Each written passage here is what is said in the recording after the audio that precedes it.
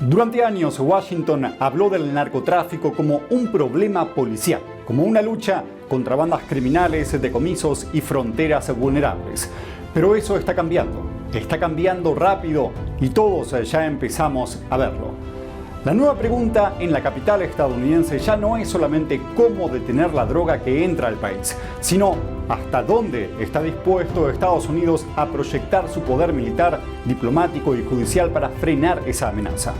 Lo que comenzó como una crisis de salud pública por el fentanilo está empujando a la Casa Blanca hacia una doctrina mucho más agresiva. Condicionar gobiernos, exigir extradiciones, abrir investigaciones transfronterizas e incluso lanzar ataques letales en aguas internacionales. Y esto importa mucho más de lo que parece, porque cuando Washington redefine un problema criminal como un problema de seguridad nacional, las reglas cambian para todo el continente. México queda bajo presión, el Caribe se convierte en zona de operaciones y América Latina vuelve a entrar en el radar de intervención estratégica de Estados Unidos. Hoy vamos a mostrarles cómo la guerra contra las drogas podría estar mutando en una nueva guerra de poder regional. Mi nombre es Julián Bertone y estoy cubriendo a Apache Valencia. Bienvenidos a Desde el Capitolio.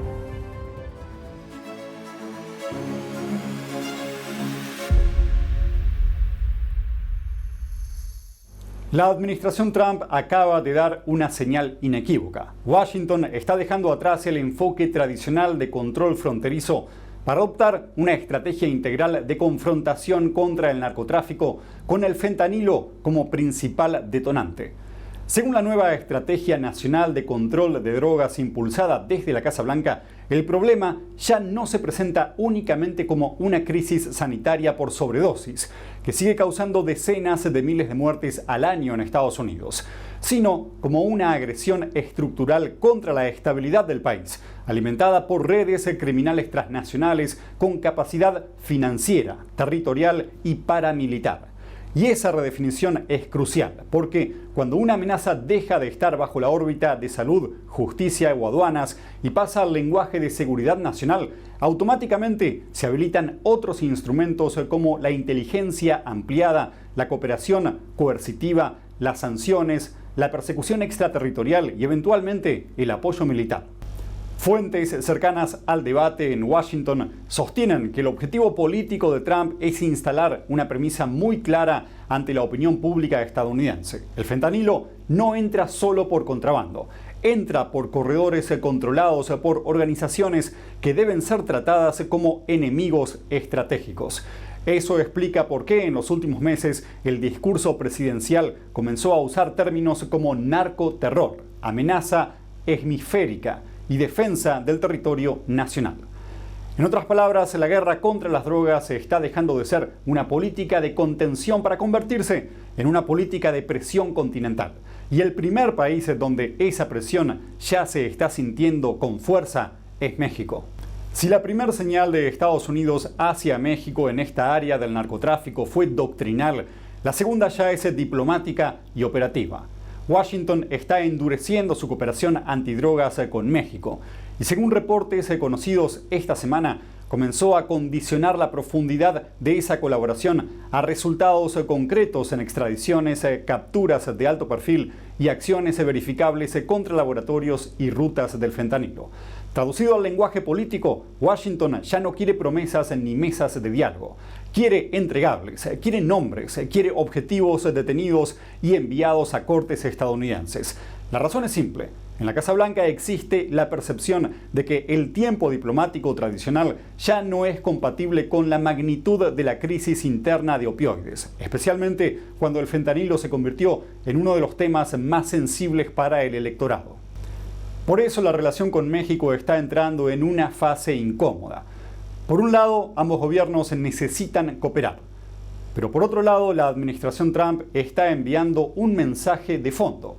Si México no muestra capacidad o voluntad suficiente, Washington se reserva el derecho de elevar la presión con otros mecanismos. Analistas de seguridad en Estados Unidos ya advierten que esta doctrina abre la puerta a un escenario que hace apenas 2 años parecía impensado. Operaciones de inteligencia mucho más profundas, presencia técnica estadounidense en terreno e incluso participación más agresiva en corredores marítimos y fronterizos.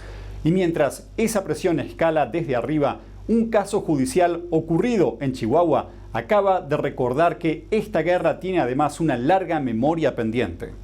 En medio de este endurecimiento bilateral, la Fiscalía Mexicana llamó a declarar a unas 50 personas por un caso que durante años permaneció como una herida abierta en la cooperación entre ambos países: la muerte de agentes vinculados a Estados Unidos en Chihuahua.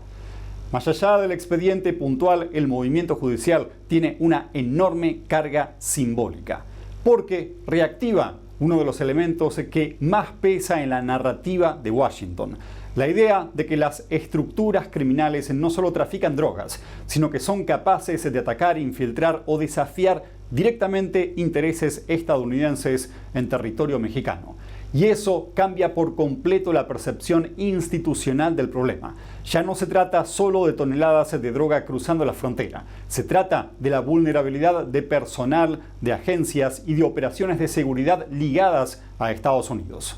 En círculos de inteligencia esto tiene un efecto muy concreto. Fortalece la tesis de que existe una deuda histórica de cooperación y justicia que México debe saldar si quiere evitar que la Casa Blanca argumente insuficiencia sistémica. Dicho de otro modo, cada caso sin resolver, cada extradición demorada y cada red criminal intacta alimenta en Washington la convicción de que el problema no puede seguir siendo tratado únicamente con mecanismos burocráticos.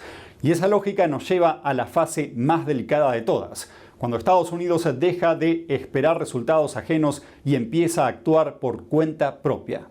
La confirmación de un nuevo ataque militar estadounidense contra una embarcación de presuntos narcotraficantes en el Caribe, con saldo de 2 muertos, termina de mostrar hasta dónde está llegando esta nueva doctrina. Y hay que entender algo concreto: esto ya no es solamente interdicción naval ni persecución de guardacostas, es el uso directo de fuerza letal bajo mando militar. Y no se trata de un hecho aislado. Diversos reportes indican que Washington viene ampliando desde 2025 una campaña sostenida de golpes marítimos sobre rutas de tráfico en el Caribe y el Pacífico Oriental, con decenas de embarcaciones interceptadas o destruidas, y un creciente debate legal sobre si estas acciones se constituyen una nueva forma de guerra no declarada en el hemisferio. Lo verdaderamente importante aquí no es solo el número de operativos, es el precedente. Porque Estados Unidos está normalizando 3 cosas simultáneamente. Primero, la persecución militar fuera de su territorio. Segundo, la eliminación directa de objetivos narcos sin un proceso judicial tradicional. Y tercero, la expansión de su huella de seguridad sobre América Latina bajo argumento de defensa doméstica. Este es un cambio de estrategia enorme y muestra de forma indirecta que la frontera ya no empieza en Texas. Ahora, para Washington, la frontera empieza donde sale la droga. Y eso significa que el Caribe, México, Centroamérica y buena parte del corredor latinoamericano están entrando en una nueva categoría, convirtiéndose en zonas de interés operacional para la seguridad estadounidense. Así que ahora los países involucrados deberían empezar a preguntarse: ¿estamos preparados para las consecuencias de este avance? Lo que acabamos de ver ya no deja demasiadas dudas. Washington está endureciendo su estrategia, está ampliando su radio de acción y está mostrando que la lucha contra el narcotráfico dejó de ser solamente un asunto de cooperación policial. Pero frente a este nuevo escenario surge una pregunta inevitable: ¿qué puede pasar a partir de ahora?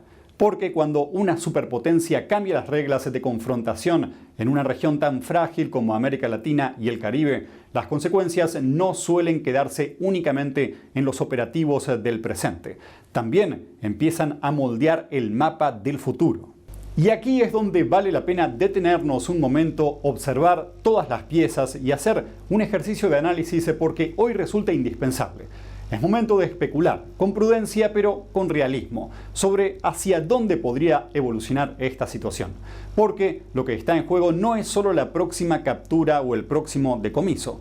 Lo que está en juego es la posibilidad de que estemos entrando en una nueva etapa de seguridad hemisférica, con nuevas formas de intervención, nuevas rutas criminales y nuevas amenazas para millones de ciudadanos del continente. Por eso conviene estar muy atentos a lo que viene, porque los movimientos que hoy parecen aislados pueden ser apenas las primeras señales de un cambio mucho más profundo. Lo que Estados Unidos se está poniendo en marcha puede cambiar profundamente la seguridad del continente. Es decir, todo puede ir a mejor y esperamos que sea así, pero también hay que considerar la otra cara, es decir, qué podría salir mal. Porque, como ya se vio en incontables oportunidades, cuando una red criminal multimillonaria empieza a ser perseguida con mayor presión militar, diplomática y judicial, rara vez desaparece. Lo que hace es mutar. Y eso significa que el narcotráfico latinoamericano podría entrar ahora en una fase menos visible, más fragmentada y mucho más difícil de controlar. Y por lo tanto tenemos que estar más atentos que nunca. En lugar de grandes cárteles fácilmente identificables y rutas tradicionales conocidas, podrían, por ejemplo, proliferar pequeñas células autónomas, operadores marítimos dispersos, laboratorios móviles y redes logísticas clandestinas mucho más flexibles. Expertos en crimen transnacional vienen advirtiendo que esa es precisamente la tendencia. Menos estructuras centralizadas y más ecosistemas criminales híbridos, capaces de combinar droga, contrabando, lavado financiero y corrupción institucional. Y hay otro dato clave. Mientras Washington concreta parte de su ofensiva en lanchas, corredores marítimos y grandes decomisos, los cárteles apuestan más por drogas sintéticas de microvolumen, como el fentanilo, que requieren menos infraestructura, menos espacio y son mucho más fáciles de infiltrar en cadenas comerciales legales. Es decir, la guerra puede volverse más agresiva, pero el negocio puede volverse más invisible. Y cuando eso ocurre, el problema deja de estar solamente en la frontera de Estados Unidos y empieza a expandirse silenciosamente por nuevos puntos débiles de América Latina y el Caribe.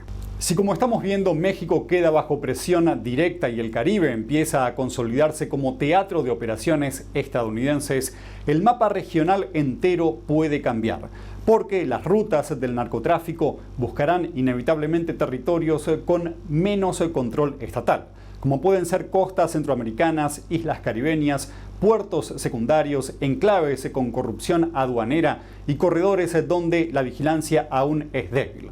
Eso implica más penetración criminal en países pequeños, más dinero ilícito contaminando instituciones locales y al mismo tiempo una mayor justificación para que Washington amplíe su presencia de inteligencia, naval y diplomática sobre toda la región. La Casa Blanca ya dejó entrever que considera insuficiente el viejo modelo de cooperación burocrática y que el combate a los cárteles pasa a ser una prioridad de seguridad hemisférica. Y cuando Estados Unidos se convierte un problema criminal en una amenaza estratégica, la consecuencia suele ser siempre la misma. Más vigilancia, más presión sobre gobiernos, más operaciones transfronterizas y menos margen de autonomía para los países involucrados.